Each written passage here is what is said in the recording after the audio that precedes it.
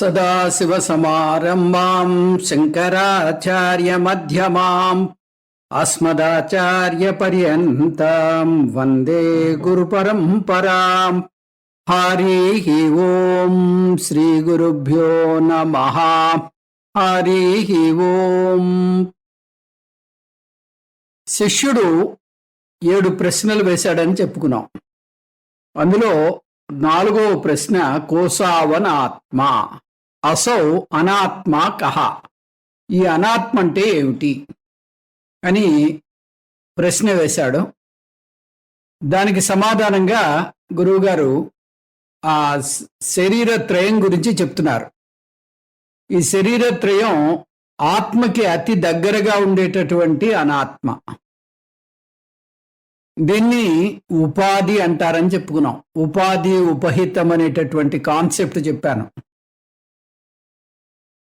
ఈ శరీరత్రయంలో స్థూల శరీరం గురించి పూర్తిగా తెలుసుకున్నాం.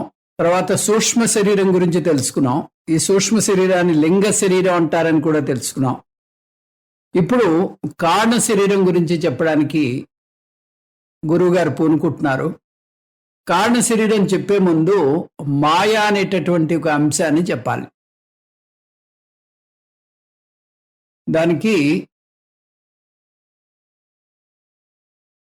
ఇదిగో ఈ శ్లోకంతో శంకర భగవత్పాదులు మాయా అనేటటువంటి విషయాన్ని ప్రస్తావిస్తున్నారు.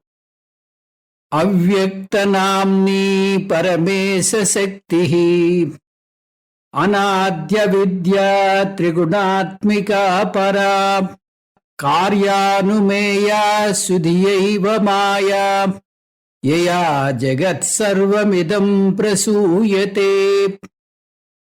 యయా అంటే దేని ద్వారానైతే ఇదం సర్వం జగత్, ఈ సమస్త ప్రపంచము కూడా ప్రసూయతే ఉత్పన్నమవుతోందో,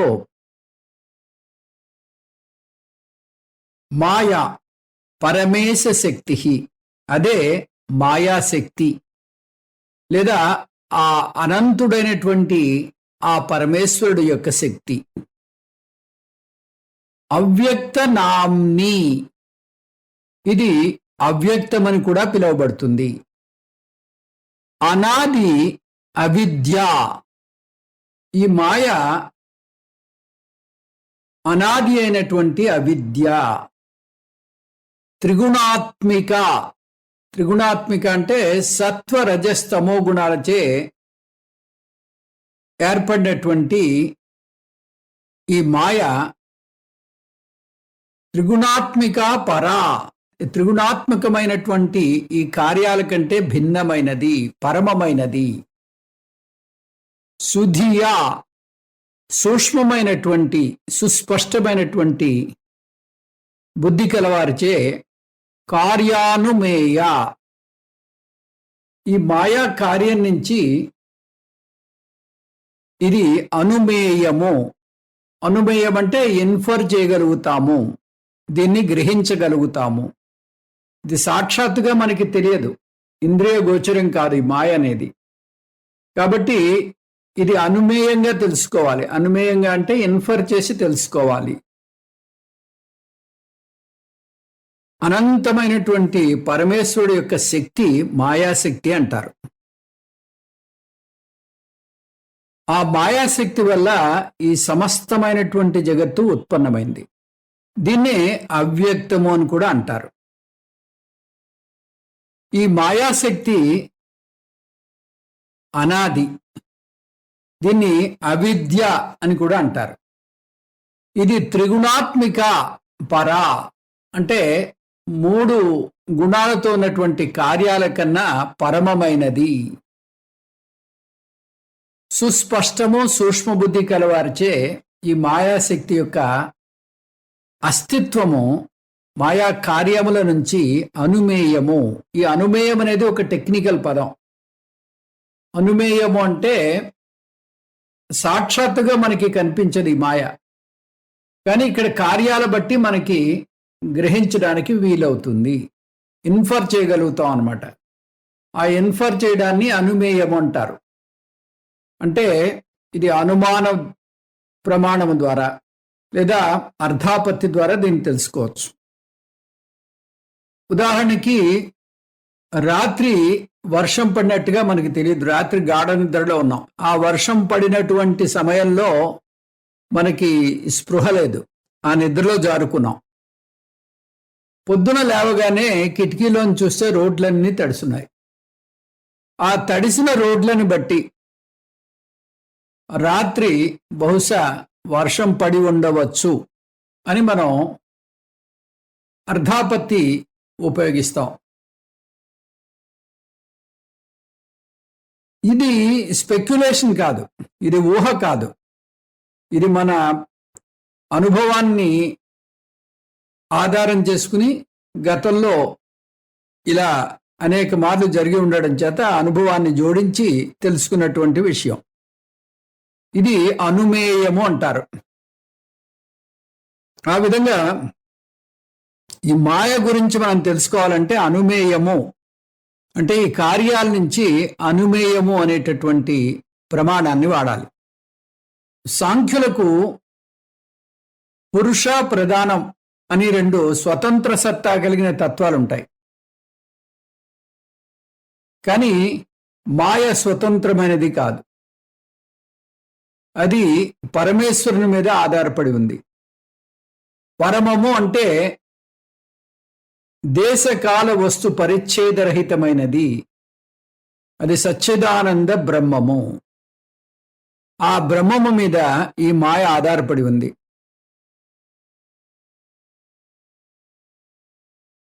మరో కోణం నుంచి బ్రహ్మము మాయాశక్తితో కూడినవాడుగా జగత్ ఉత్పత్తి చేసేటటువంటి ఒక జగత్ కారణంగా ఆ పరమేశ్వరుడు పిలువబడతాడు.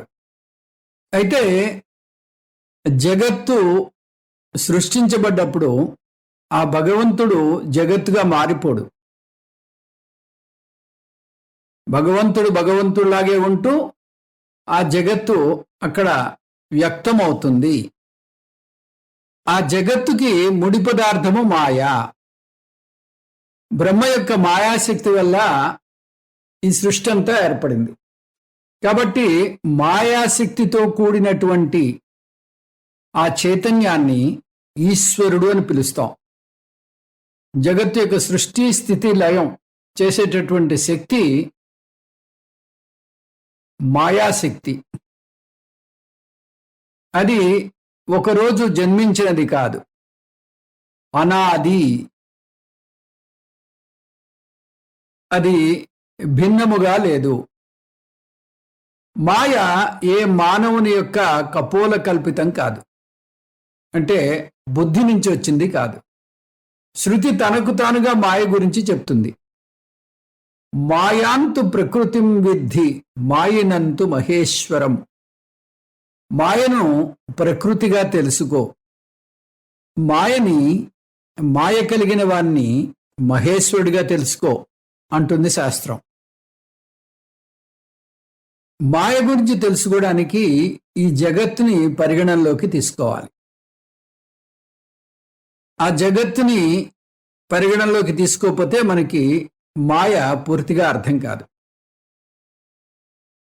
మనం అనుభవిస్తున్నటువంటి జగత్తుకి ఒక కారణం ఉండాలి. ఆ కారణం బ్రహ్మ కంటే భిన్నంగా మరొకటి ఉండలేదు. మనకి ఇక్కడ ఒక సమస్య వస్తుంది. బ్రహ్మ కారణము అనుకున్నట్టయితే బ్రహ్మ జగత్ అవడానికి బ్రహ్మంలో కొంత మార్పు కావాలి. కానీ బ్రహ్మము కాలతః గుణతః అనంతం కాబట్టి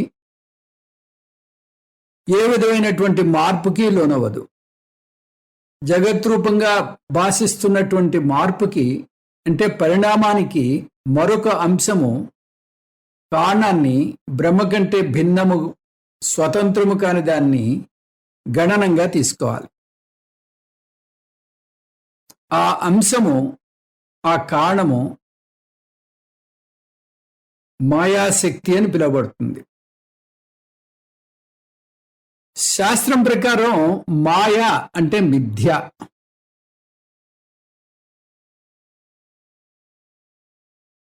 మాయ సృష్టికి కారణం. ఈ మాయకే అవ్యక్తము అని మరొక పేరుంది. సృష్టికి పూర్వం మాయ అవ్యక్తం. సృష్టికి పూర్వం సత్ మాత్రమే ఉంది.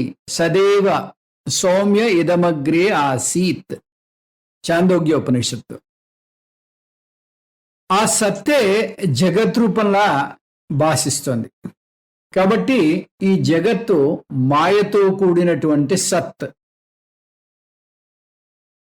జగత్ అనేది సత్తుకి ఉన్నటువంటి నామధేయం మాత్రమే. అది మిథ్య కనుక మాయను దాని కార్యాల నుంచి మాత్రమే అర్థం చేసుకోగలుగుతాం. మాయ 3 రకాల కార్యాలుగా వ్యక్తమవుతుంది. అవి క్రియ, జ్ఞానము, జడము. క్రియ అంటే రాజసాంశ, జ్ఞానము అంటే సాత్వికాంశ, జడము అంటే తామసికాంశ. ఈ 3 విధాలైనటువంటి కార్యాలు వ్యక్తం కావడానికి కావలసిన అంశాలు కారణమైన మాయలో ఉండాలి. ఆ మాయ మిథ్య కాబట్టి సద్వస్తు మీద ఆధారపడి ఉంది. ఈ మాయను సూక్ష్మ గ్రహణ శక్తి గల ధీమంతులు అర్థం చేసుకుంటారు.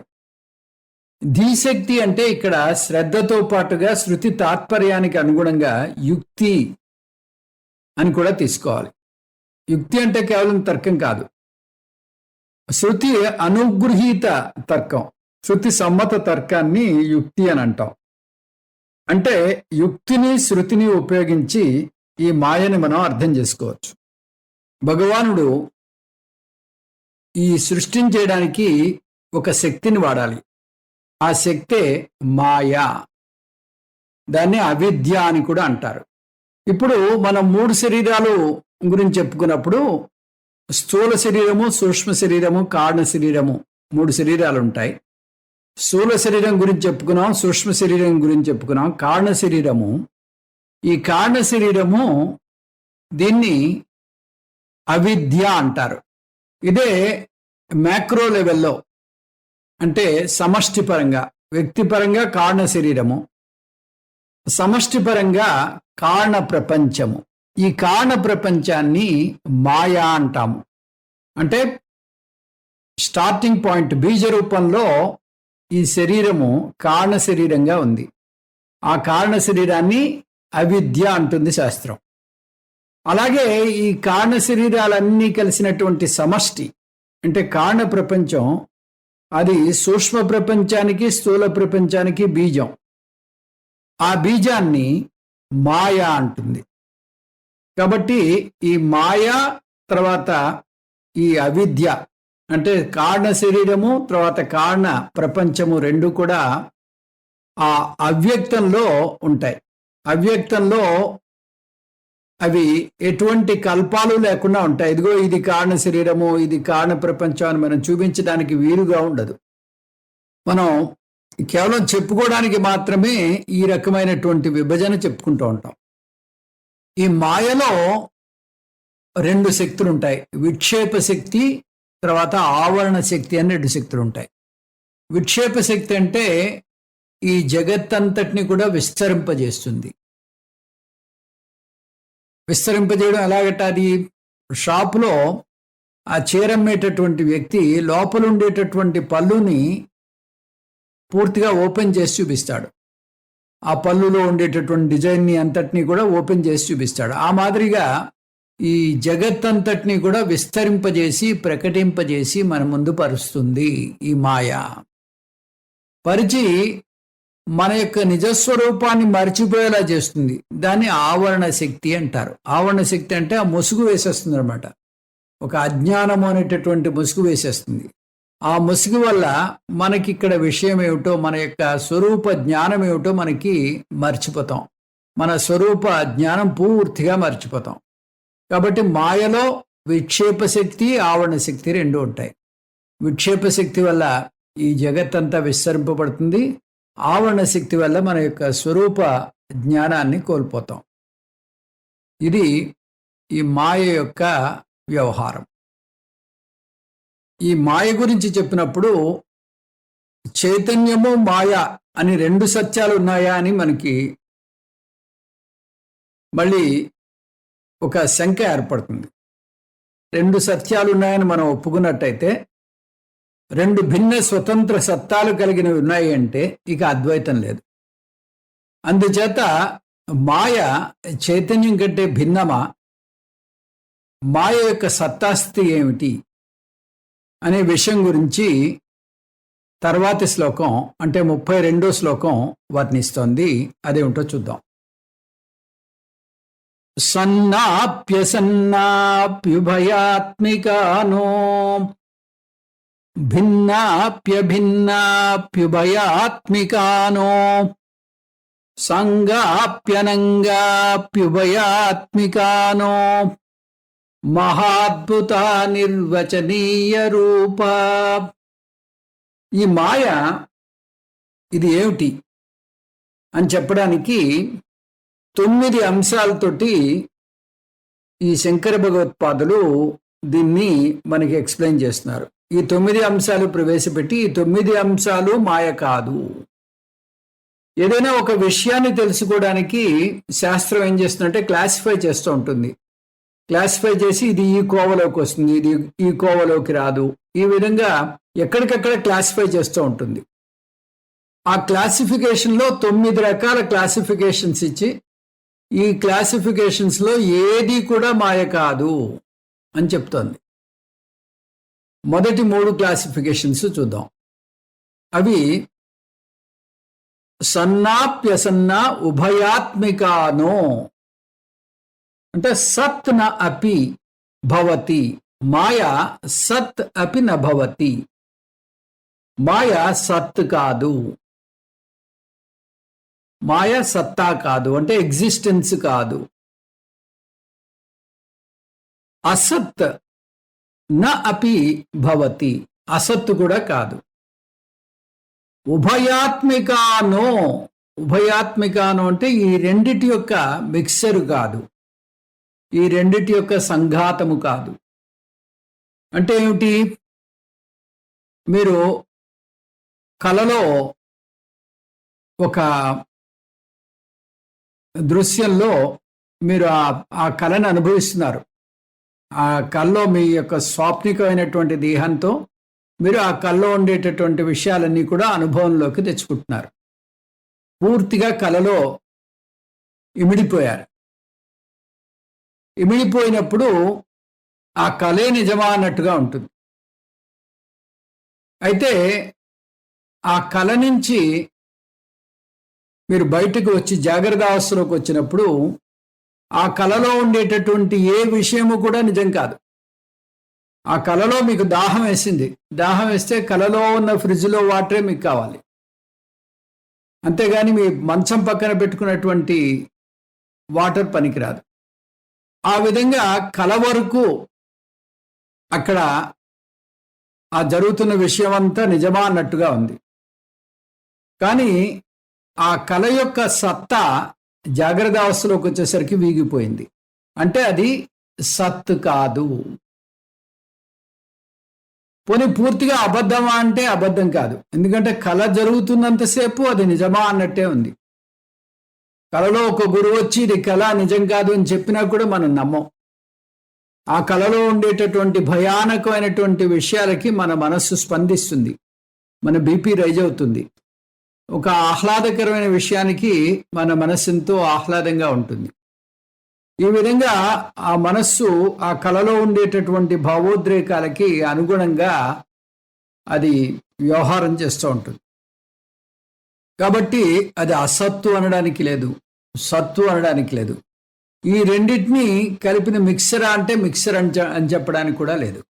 ఎందుచేత ఈ సత్తు అసత్తుల మిక్సర్ మనం ఊహించలేము. కొంత సత్తు కొంత అసత్తు అనేది ఉండదు. కాబట్టి ఇది ఈ సత్ అసత్తుల యొక్క మేలు కలయిక కాదు, సత్తు కాదు, అసత్తు కాదు. అటువంటి అనిర్వచనీయమైనదే ఈ మాయ. ఈ మాయ ఎలాగైతే మన కళ ఎలాగా ఈ సత్ అసత్తులకి భిన్నంగా ఉందో, సత్తు కాదు అసత్తు కాదు అన్నట్టుగా ఉందో, ఒక కాలంలో వచ్చి ఒక కాలంలో వీగిపోతుందో, ఆ మాదిరిగా ఇక్కడ ఈ మాయ యొక్క వ్యవహారం కూడా ఈ సృష్టి కాలంలో ఉంటుంది, ప్రళయకాలంలో మళ్ళీ అవ్యక్తంలోకి వెళ్ళిపోతుంది. కాబట్టి ఇది పూర్తిగా సత్తు అనడానికి లేదు, అలాగని అసత్తు అనడానికి లేదు. పోనీ రెండింటి యొక్క మిక్సరా అంటే అది కూడా పాసిబుల్ కాదు. కాబట్టి మాయ సత్ న అపి భవతి, అసత్ అపి న భవతి. ఉభయాత్మికానో అంటే ఈ రెండిటి యొక్క మిక్సర్ కూడా కాదు. నో అంటే మనకి ఇంగ్లీష్లో ఎలా నో ఉందో ఇక్కడ కూడా అదే మీనింగ్. కాకపోతే సంస్కృతంలో నో అంటే నా భవతి అని ఎంఫసిస్ అనమాట. ఓ 3 అయ్యాయి అంశాలు. ఇంకా రెండో స్టాంజాలో మళ్ళీ ఇంకో 3 చెప్తున్నారు భగవత్పాదులు. ఈ పరమేశ్వరుడైనటువంటి చైతన్యానికి మాయకి సంబంధం ఏమిటి? పరమేశ్వరుడి కన్నా భిన్నంగా ఉందా, భిన్నంగా లేదా? దీని యొక్క పరిస్థితి ఏమిటి? మాయ భిన్నా అపి నా, భిన్నా అపి నా అంటే నా ఊ అంటే నో అని అన్నమాట. బ్రహ్మము కంటే ఇది భిన్నము కాదు. బ్రహ్మం కంటే భిన్నంగా ఏది లేదు ఇక్కడ. ఎందుకంటే బ్రహ్మం లేకుండా, ఆ ఆత్మ లేకుండా, ఆ చైతన్యం లేకుండా ఇక్కడ ఏదీ లేదు. చైతన్యం ఉంటేనే సమస్తం ఉంటుంది. కాబట్టి ఎలాగైతే మట్టి లేకపోతే కుండ లేదో, బంగారం లేకపోతే ఆభరణాలు లేవో, చెక్క లేకపోతే ఫర్నిచర్ లేదో, ఆ మాదిరిగా ఆ ఆత్మగాని లేనట్టయితే ఈ మాయ లేదు. భిన్నాపి న భవతి. మరి భిన్నాపి న భవతి అంటే మరి బ్రహ్మము ఇది ఒకటేనా అంటే అభిన్నాపి న భవతి. అంటే బ్రహ్మము ఇది ఒకటి కాదు. బ్రహ్మం వేరు, మళ్ళీ మాయ వేరు. బ్రహ్మ లేకుండా మాయ లేదు. అలా అని చెప్పి బ్రహ్మము మాయ రెండు ఒకటి కాదు. అదేలాగా అంటే ఇప్పుడు ఆ చైతన్య తత్వం వేరు, మాయతత్వం వేరు. మాయ జడ పదార్థము, ఆత్మ చైతన్య తత్వం. ఆత్మ వేరు, మాయ వేరు. అభిన్న అపి న భవతి అంటే ఆత్మ మాయ రెండు ఒకటి కాదు, రెండు ఐడెంటికల్ కాదు అని చెప్పడం అన్నమాట. దీనికి మరొక ఉదాహరణ మనకి చెప్పుకోవాలంటే మన నీడ మనకన్నా భిన్నంగా లేదు. అంటే మనం లేకుండా నీడ లేదు, మనం ఉంటేనే నీడ ఉంది. కాబట్టి అది మనకన్నా భిన్నంగా లేదు. అలాని మనతో అది ఐడెంటికల్ అంటే ఐడెంటికల్ కాదు. ఎవరైనా ఒక చెంబుడు నీళ్లు నీడ మీద వేస్తే మనం తడిసిపోం. అంటే ఆ నీడ వేరు, నేను వేరు. నీడ నేను ఐడెంటికల్ కాదు. నీడ నాకన్నా భిన్నంగా లేదు. భిన్నంగా లేదంటే నేను లేకపోతే ఆ నీడ లేదు. ఈ విధంగా అభిన్నము కాదు, భిన్నము కాదు. పోనీ ఈ రెండిటి యొక్క మేలు కలయిక ఇది అంటే మేలు కలయిక కూడా కాదు. ఎందుకు? ఇవి రెండు పరస్పర విరుద్ధమైనటువంటి భావాలు. ఇప్పుడు ఒక వ్యక్తి పొట్టిగా ఉన్నాడు అని చెప్పచ్చు, లావుగా ఉన్నాడు అని చెప్పచ్చు. పొట్టిగా ఉన్నాడు, తెల్లగా ఉన్నాడు అని చెప్పచ్చు. అంతేగాని పొట్టుగా ఉన్నాడు, పొడుగ్గా ఉన్నాడని చెప్పలేం. ఒకే వ్యక్తి. కాబట్టి ఒకే సత్తాలో రెండు పరస్పర విరుద్ధమైనటువంటి గుణాలని ఆపాదించలేం. కాబట్టి భిన్నము అభిన్నము యొక్క మేలు కలయిక అనేది సంభవము కాదు. మాయ భిన్నము కాదు, అభిన్నము కాదు, ఉభయాత్మిక ఈ రెండిటి యొక్క మేలు కలయిక కూడా కాదు. ఇంతకుముందు ఏం చెప్పుకున్నాం? మాయ సత్తు కాదు, అసత్తు కాదు, సత్ అసత్తుల యొక్క మేలు కలయిక కాదు అని చెప్పుకున్నాం. ఇక్కడికి 6 అంశాలు మనం నెగెట్ చేసాం. ఇంకా మరొక 3 అంశాలు ఉన్నాయి.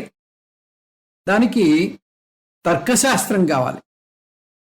ఆ తర్కశాస్త్రంలో ఏదైనా ఒక వస్తువు చెప్పాలంటే దాన్ని సాంగము అనంగము అని చెప్తారు, సావయవము నిరవయవము అని చెప్తాం.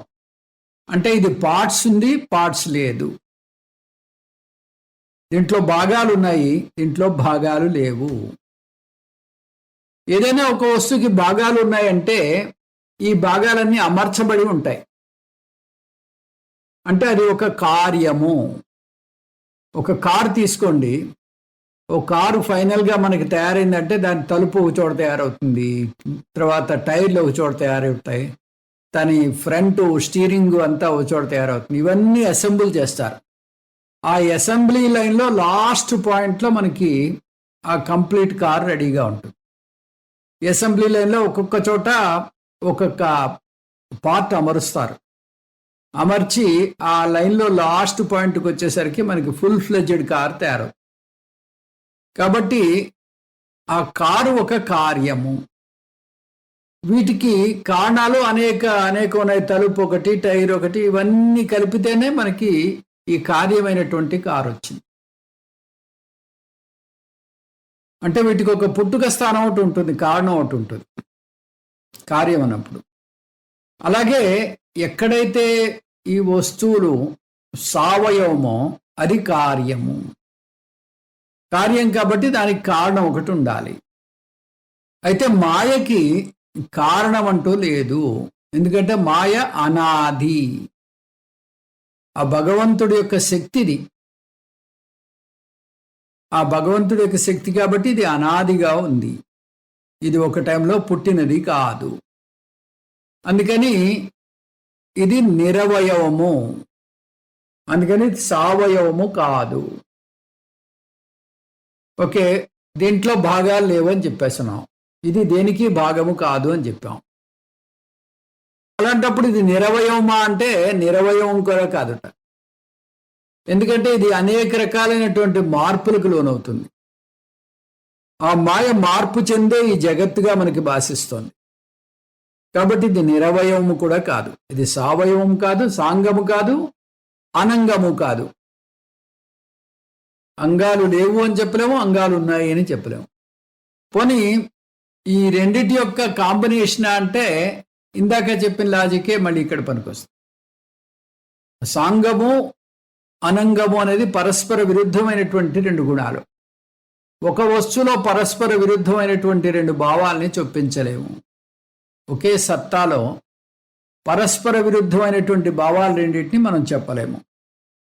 కాబట్టి మాయ సత్ అసత్తుల యొక్క మేలు కలయిక కాదు, భిన్నము అభిన్నము యొక్క మేలు కలయిక కాదు, తర్వాత సావయవము నిరయవము అనేటటువంటి గుణాల యొక్క మేలు కలయిక కాదు, సాంగము అనంగము యొక్క మేలు కలయిక కాదు. ఈ విధంగా ఇది మహాద్భుతమైనది, ఖచ్చితంగా ఇది అని నిర్వచింపడానికి శక్యము కానిది, అనిర్వచనీయము. ఇది ఈ మాయ యొక్క లక్షణం. అంటే ఇంత అనిర్వచనీయంగా ఉండేటటువంటి మాయ, దీన్ని తెలుసుకోవడం చాలా కష్టం. అనుమేయము అని చెప్పారు. అందుకనే అనుమేయం అంటే దీన్ని తెలుసుకోవడానికి కేవలం మనం కార్యాన్ని బట్టే మనం ఈ మాయని తెలుసుకోగలుగుతాము.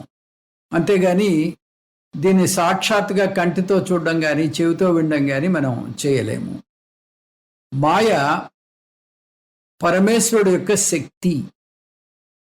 ఈ పరమేశ్వరుడు యొక్క శక్తి ఎలా ఉంటుంది? ఇప్పుడు నాలో మాట్లాడేటటువంటి శక్తి ఉంది. ఆ మాట్లాడే శక్తి ఉండడం వల్ల మీకు ఈరోజు పాఠం చెప్పగలుగుతున్నాను.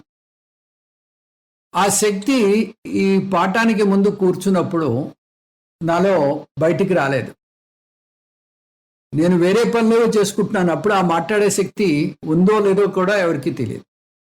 ఎప్పుడైతే ఈ ఎంఎస్ టీమ్స్ మొదలు పెడదామని కూర్చున్నానో ఆ వాక్ శక్తి బయటకు వచ్చి అది ప్రదర్శన చేస్తుంది.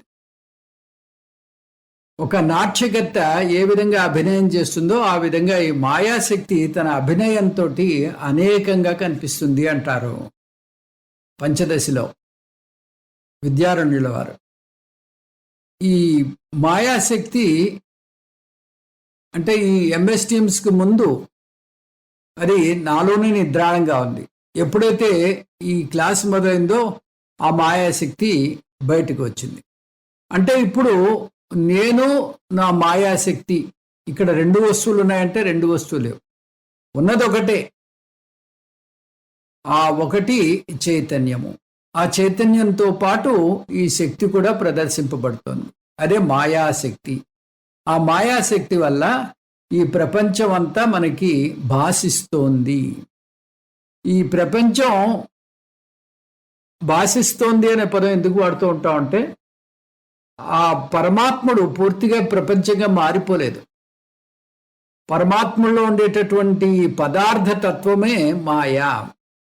ఈ పదార్థ తత్వం వల్ల ఇక్కడ ప్రపంచం మనకి భాషిస్తోంది. భాషించి అది మళ్ళీ ప్రళయకాలంలో ఈ పదార్థ తత్వం అంతా అవ్యక్తంలోకి వెళ్ళిపోతుంది. మళ్ళీ సృష్టి కాలంలో వ్యక్తమవుతూ ఉంటుంది. అదే మాదిరిగా ఈ కారణ శరీరంలో ఈ సూక్ష్మ శరీరము, స్థూల శరీరము అవి అవిద్యా రూపంలో ఉంటాయి. అవి జాగ్రత్త అవస్థలో మళ్ళీ అవి వ్యక్తం అవుతూ ఉంటాయి. సుషుప్త అవస్థలో అది అవ్యక్తంగా ఉంటాయి. వేరే సమయంలో అవి వ్యక్తమవుతూ ఉంటాయి. ఇది ఇక్కడ మనం తెలుసుకోవాల్సినటువంటి విషయం.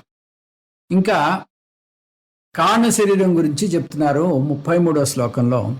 అవ్యక్తమేతత్ త్రిగుణైర్నిరుక్తం తత్కారణం నామ శరీరమాత్మనః సుషుప్తిరేతస్య విభక్త్యవస్థ ప్రలీన సర్వేంద్రియ బుద్ధివృత్తి. ఏతత్ అవ్యక్తం త్రిగుణైః. ఈ అవ్యక్తము త్రిగుణ రూపంగా నిరుక్తం నిర్వచింపబడింది. ఏతత్ అవ్యక్తం అంటే ఈ అవ్యక్తమైనటువంటి మాయ త్రిగుణైః త్రిగుణ రూపంగా నిరుక్తం నిర్వచింపబడింది. తత్ ఆత్మనః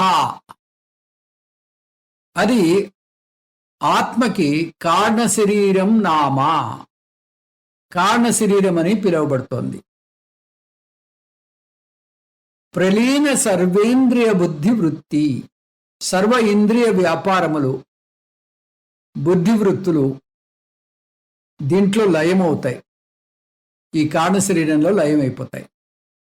ఆ అవస్థని సుషుప్తి అవస్థ అంటాం. సుషుప్తి ఏతస్య విభక్తి అవస్థ. ఇది ఈ కారణ శరీరానికి సంబంధించినటువంటి ప్రత్యేకమైనటువంటి అవస్థ. దీన్నే సుషుప్తి అవస్థ అంటాము. అవ్యక్త మాయ త్రిగుణాత్మకంగా వర్ణించబడుతుంది. దీన్ని ఆత్మకి కారణ శరీరంగా పిలుస్తాం. ఇంద్రియ వ్యాపారాలు, బుద్ధివృత్తులు అన్నీ లయమైపోయి ఈ కారణ శరీరంలో సుషుప్తి అనేటటువంటి ఒక ప్రత్యేక అవస్థ ఏర్పడుతుంది. కాబట్టి ఈ కారణ శరీరము సుషుప్తి అవస్థకి ఒక నిలయము. జాగ్రత్తావస్థ కారణ జాగ్రత్తావస్థ స్థూల శరీరం వల్ల జాగ్రత్తావస్థ ఏర్పడుతుంది. సూక్ష్మ శరీరం వల్ల స్వప్నావస్థ ఏర్పడుతుంది. కారణ శరీరం వల్ల ఈ సుషుప్తి అవస్థ ఏర్పడుతూ ఉంటుంది. అట్లాగే కారణ ప్రపంచంలో ఈ ప్రళయము అనేటటువంటిది ఏర్పడి మొత్తం స్థూల ప్రపంచము సూక్ష్మ ప్రపంచం రెండు కూడా అవ్యక్తంలోకి వెళ్ళిపోతాయి. ఎలాగైతే ఈ మినీ మోడల్ ఈ శరీరంలో స్థూల సూక్ష్మ శరీరాలు అవ్యక్తంలోకి వెళ్ళిపోతాయో అదే మాదిరిగా స్థూల ప్రపంచం సూక్ష్మ ప్రపంచము ప్రళయకాలంలో కారణ ప్రపంచంలో అంటే మాయలో అది విలీనం అయిపోతాయి.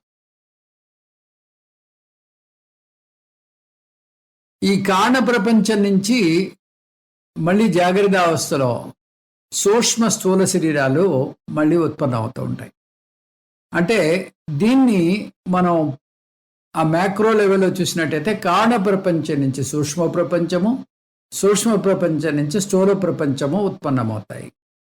ఈ విధంగా ఈ కారణ శరీరము సూక్ష్మ స్థూల శరీరానికి కారణమైతే కారణ ప్రపంచం సూక్ష్మ ప్రపంచము స్థూల ప్రపంచానికి కారణమవుతుంది.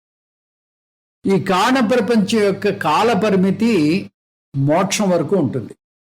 స్థూల శరీరం యొక్క కాల పరిమితి 100 ఏళ్ళు అని చెప్పుకున్నాం. సూక్ష్మ శరీరం యొక్క కాల పరిమితి ప్రళయకాలం వరకు అని చెప్పుకున్నాం. కారణ శరీరం యొక్క కాల పరిమితి మోక్షం వచ్చేంత వరకు ఈ కారణ శరీరం అలా ఉంటూనే ఉంటుంది.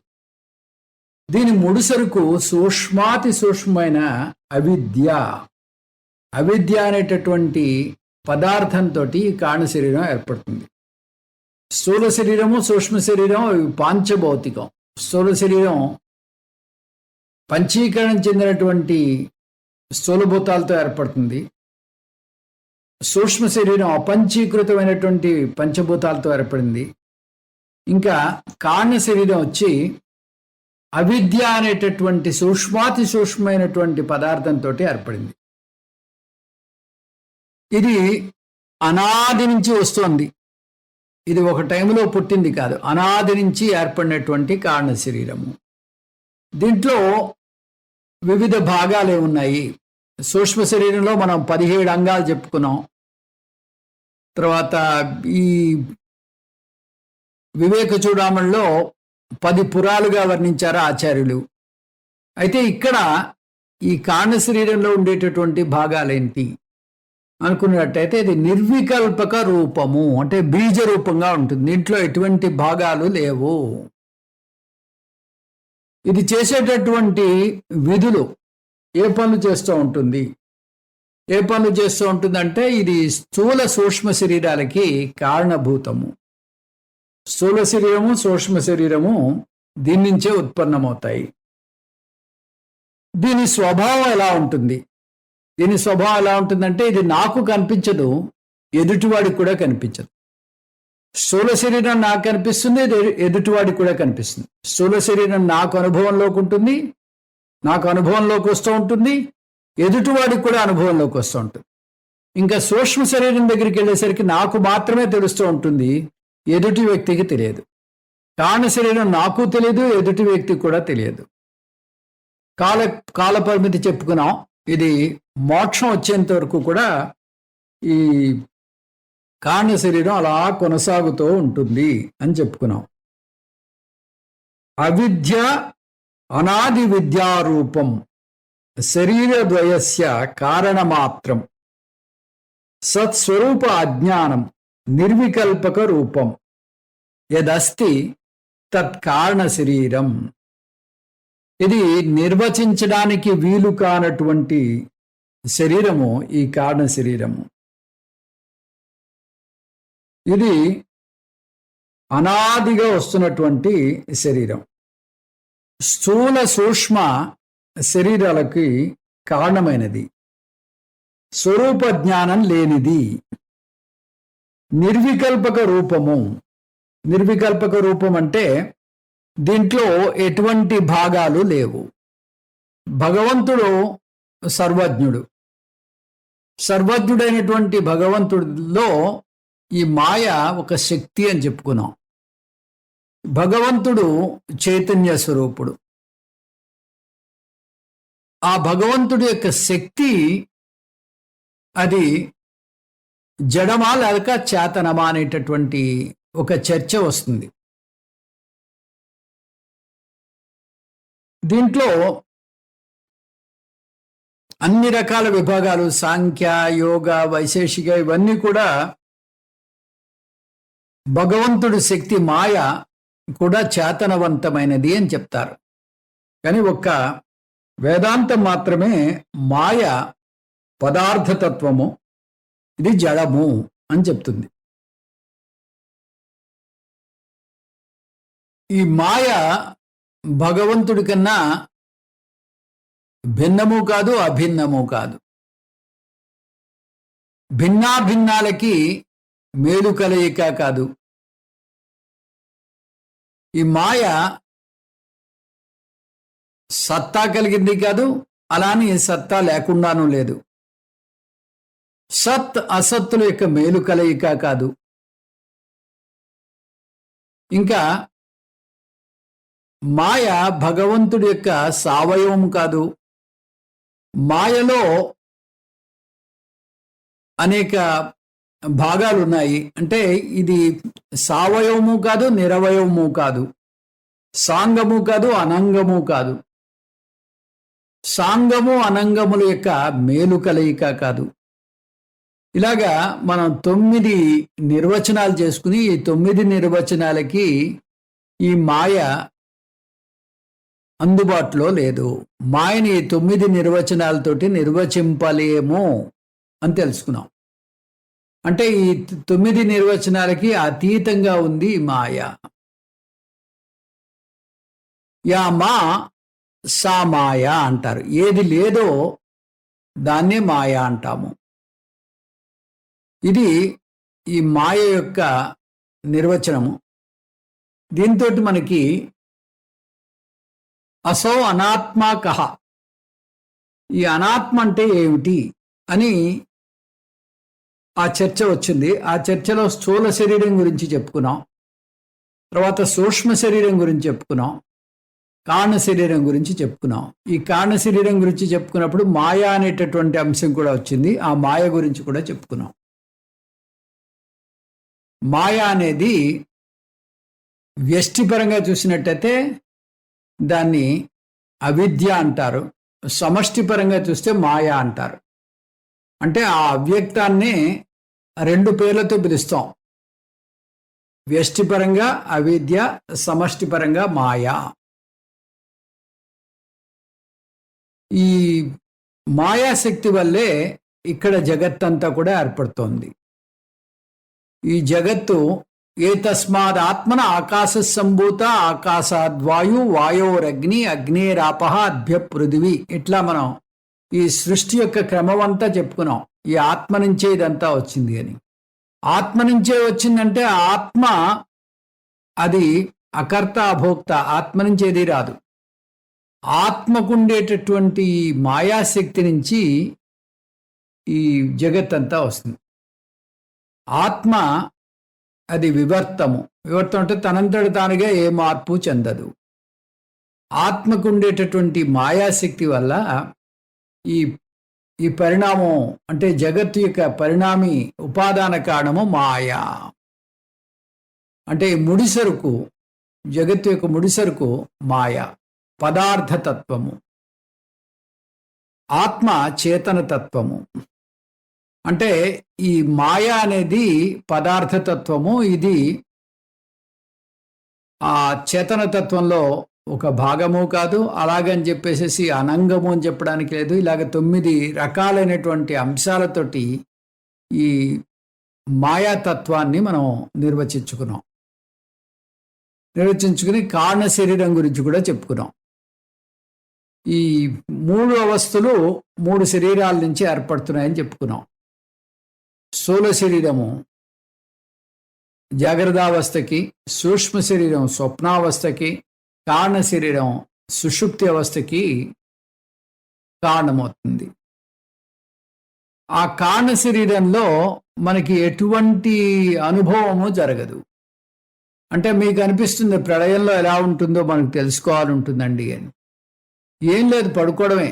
పడుకుని ఆ సుషుప్తిలో మనకి ఎటువంటి అనుభవం మన జరుగుతుందో ఆ అనుభవమే ప్రళయంలో కూడా ఉంటుంది. ఈ విధంగా మనకి ఇక్కడ ఉండేటటువంటి ఈ అనాత్మ గురించి పూర్తిగా ఆ శంకర భగవత్పాదులు చెప్పిన తర్వాత ఇప్పుడు ఆత్మ అంటే ఏమిటో చెప్పడానికి సంసిద్ధులవుతున్నారు. మొట్టమొదటి ఆ 7వ ప్రశ్నలో తయోహో వివేక కహ అంటే ఆ ఆత్మానాత్మ వివేకం ఎట్లా చేయాలి అంటే ముందు ఆత్మ అంటే తెలియాలి, తర్వాత అనాత్మ అంటే ఏమిటో తెలియాలి. ఆత్మానాత్మ వివేకం చెప్పడానికి అన్నట్టుగా గురుగారు ముందు అనాత్మ గురించి చెప్పి తర్వాత ఆత్మ గురించి చెప్పడానికి పూనుకుంటున్నారు. ఇంకా ముందు ఇంకా కొన్ని కొత్త విషయాలు తెలుసుకుందాం. ఓం తత్సత్ సర్వం శ్రీకృష్ణార్పణమస్తు. ఓం పూర్ణమదః పూర్ణమిదం పూర్ణాత్ పూర్ణముదచ్యతే పూర్ణస్య పూర్ణమాదాయ పూర్ణమేవావశిష్యతే. ఓం శాంతి శాంతి శాంతి. హరి ఓం శ్రీ గురుభ్యో నమః. హరి ఓం.